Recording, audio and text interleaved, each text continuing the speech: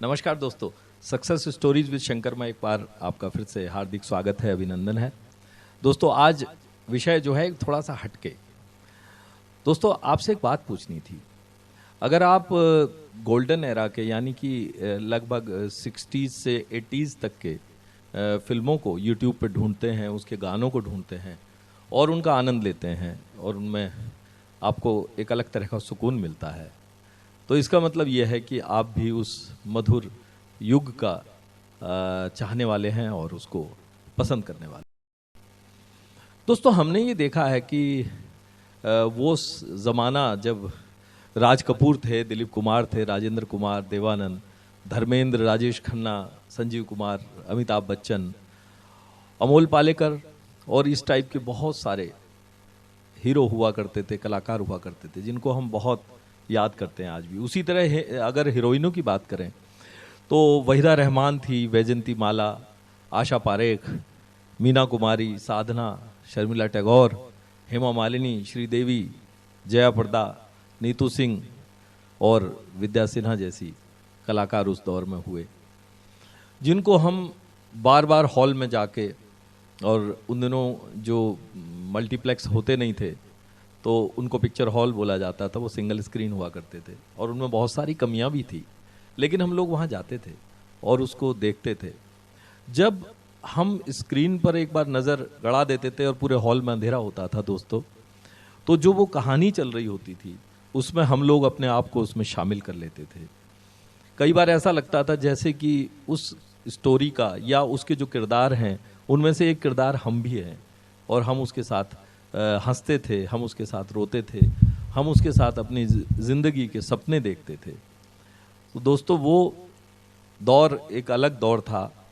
लेकिन आज जब हम देखते हैं तो हम ये देखते हैं कि आज के युग में इस तरह के हीरो हीरोइन नहीं हैं। जितना क्रेज़ राजेश खन्ना का था, जितना क्रेज़ हेमा मालिनी का रहा, अमिताभ बच्चन का रहा, उतना क्रेज़ आज की डेट में किसी भी हीरो का या किसी भी हीरोइन का नहीं है। ऐसा नहीं है कि ये लोग टैलेंटेड नहीं हैं या अच्छा काम नहीं कर रहे हैं, लेकिन हम ये पाते हैं कि वो बात जो उस ज़माने में थी वो बात आज के इस ज़माने में बिल्कुल नहीं है। हीरो आता है, एक फिल्म आती है, 2 फिल्म आती हैं, उसके बाद चला जाता है, हम उसका नाम भी भूल जाते हैं। चाहे हम 500 रुपये या 1000 रुपये का टिकट लेके उस पिक्चर को देखते हैं, लेकिन फिर भी हम उसे भूल जाते हैं और उसके बाद दोबारा देखते हैं तो हमें कुछ हल्का फुल्का सा याद आता है कि यार इस आदमी को शायद देखा था कहीं। तो ऐसा क्यों हुआ है? मुझे लगता है इसके कई कारण तो बड़े जेन्युइन टाइप के हैं। जैसे कि हमारे उस समय एंटरटेनमेंट का मीडिया केवल एक फिल्म ही हुआ करता था, वो भी हॉल में जाके हम देख सकते थे, क्योंकि टीवी भी उतना नहीं था और टीवी पे उतनी नई फिल्में नहीं आती थी। लेकिन आज की जो हमारी जीवनचर्या है उसमें भी बहुत अंतर आ गया है। लोगों की जॉब बहुत ही कंज्यूमिंग हो गई हैं, बहुत ही मतलब इंसान को कंज्यूम कर जाती हैं और उनको पूरे 5 दिन बिल्कुल होश नहीं मिलता, और जो 1-2 दिन मिलता है उसमें वो इतना अपने आप को केवल फिल्मों से जोड़ के नहीं देख सकते। तो ये भी अपना एक कारण है। और ज़िंदगी में सुकून नहीं रहा।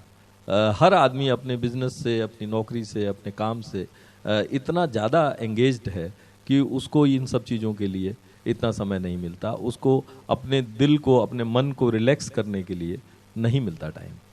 आजकल यूट्यूब पे या कि सोशल मीडिया के और फेसबुक वगैरह के वीडियोस में बहुत सारे वीडियो बनाने वाले या बहुत सारे कंटेंट क्रिएटर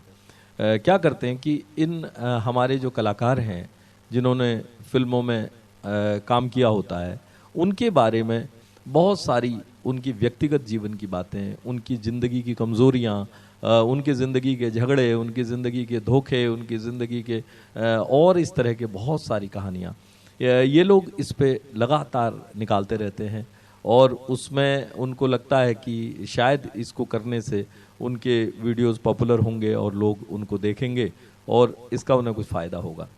तो अमिताभ बच्चन हों या कि उस ज़माने के ज़बरदस्त हीरो जितेंद्र हों या फिर कोई भी हीरोइन हो उस टाइम की या आज के टाइम का हो, उनके बारे में कुछ ना कुछ निगेटिव लिखा होता है कि अमिताभ बच्चन ने कितने लोगों को धोखा दिया, या फिर श्रीदेवी ने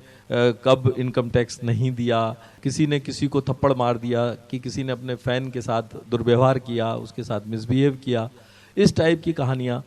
वो बहुत ही जो है मसालेदार भाषा में हम लोगों को दिखाते हैं। और इसका नतीजा क्या होता है पता है? इसका नतीजा ये होता है कि हम लोग जब उसको देखते हैं और बार बार देखते हैं तो हमारे ब्रेन में, हमारे दिमाग में एक इम्प्रेशन पड़ता है कि ये लोग अच्छे लोग नहीं हैं, हम इनको जो आदर्श समझते थे वो ऐसे नहीं हैं। दोस्तों, मैं आपको एक बात बताऊं कि हम दुनिया में जितने भी इंसान हैं,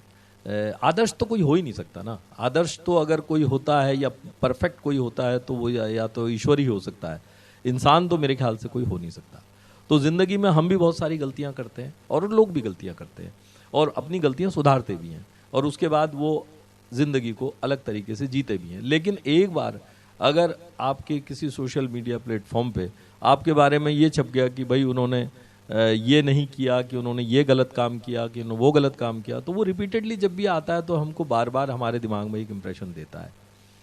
दोस्तों, मुझे लगता है कि हमको इनकी पर्सनल लाइफ पर बहुत ज़्यादा गहराई से देखने की ज़रूरत नहीं है, क्योंकि हमको मतलब है उस एंटरटेनमेंट से, उनकी उस कला से जो हमको सुकून देती है, ना कि उनकी उस ज़िंदगी से जो हमको डिस्टर्ब करती है या हमारे मन में उनके लिए कोई नफ़रत या घृणा के भाव पैदा करती है। अगर आप मेरे से इस बात से सहमत हैं, मैं एक एग्जांपल और देना चाहूँगा। देखिए, अगर आपकी तबीयत खराब है और आप किसी बड़े डॉक्टर के पास जाते हैं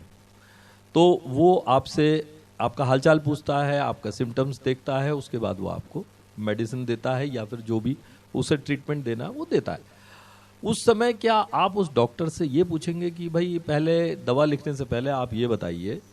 कि आपकी पर्सनल ज़िंदगी कैसी चल रही है, आपके मोहल्ले में आपका किसी से झगड़ा तो नहीं होता, या आपकी पत्नी आपसे नाराज़ तो नहीं है, या फिर आपकी पत्नी के अलावा आपका कोई अफेयर तो नहीं चल रहा है? ये नहीं पूछते ना हम, क्योंकि we are interested in our treatment only, we are not interested in the personal life of that doctor and we should not be. क्यों हो? हमें क्या करना है? हमको अपने इलाज से मतलब है यार। अगर हम किसी टैक्सी ड्राइवर के साथ उबर में जा रहे हैं तो क्या ज़रूरी है कि हम उसके बारे में जानें कि उसकी ज़िंदगी कैसी चल रही है? तो ठीक उसी तरह हम लोग मल्टीप्लेक्स में जाते हैं, पिक्चर हॉल में जाते हैं या फिर टीवी पे देखते हैं तो उन कलाकारों को देखते हैं जिन्होंने बड़ी मेहनत करके एक एक्ट तैयार किया है, उसमें वो पूरे साल भर तक मेहनत करते हैं और एक फिल्म तैयार करते हैं। तो वो उसके लिए हमको 50 रुपये, 100 रुपये, 200 रुपये, 500 रुपये जो भी खर्च करने हैं, हम खर्च करके उसको देख के आते हैं। Why we are interested in the personal life of that artist who is working in that movie? मुझे लगता है हमको नहीं करना चाहिए। दोस्तों, अगर आप मेरी इस बात से कन्विंस हैं तो आप कमेंट सेक्शन में ज़रूर लिखें कि क्या ज़रूरी है कि उनका चरित्र बहुत ऊंचा हो, क्या ज़रूरी है कि वो अपना इनकम टैक्स टाइम से पे करते हों, क्या ज़रूरी है कि वो अपने किसी पड़ोसी से झगड़ा ना करते हों, अपनी पत्नी से झगड़ा करते हों या ना करते हों, इसका जानना क्यों ज़रूरी है हमारे लिए? तो मित्रों, मैं केवल इस बात को कहना चाहता था कि मैं चाहता हूं कि वो गोल्डन एरा वापस आए और हम लोग जो ये आर्टिस्ट हैं, चाहे वो अच्छा गाते हैं, चाहे वो अभिनय करते हैं, चाहे वो डायरेक्टर हैं, प्रोड्यूसर हैं, anything else, whatever they are doing in their fields, तो उनको हम लोग प्यार दें, उनको हम सम्मान दें, उनकी उस कला के लिए जो कि ईश्वर ने उनको दी है और उसके कारण वो हमको एंटरटेन कर रहे हैं। दोस्तों, इन्हीं शब्दों के साथ मैं आपसे विदा लूँगा, केवल इसी रिक्वेस्ट के साथ कि आप मेरे चैनल को सब्सक्राइब करें, लाइक करें और लोगों तक पहुँचाएँ और धीरे धीरे मुझे भी पॉपुलर करें। हालांकि मैं इतना बड़ा कलाकार नहीं हूँ, लेकिन अगर आप मुझे सपोर्ट करेंगे तो हो सकता है कि मैं थोड़े ज़्यादा लोगों के सामने जा सकूँ। तो आपसे बहुत जल्द फिर मुलाकात होती है, तब तक के लिए जय हिंद।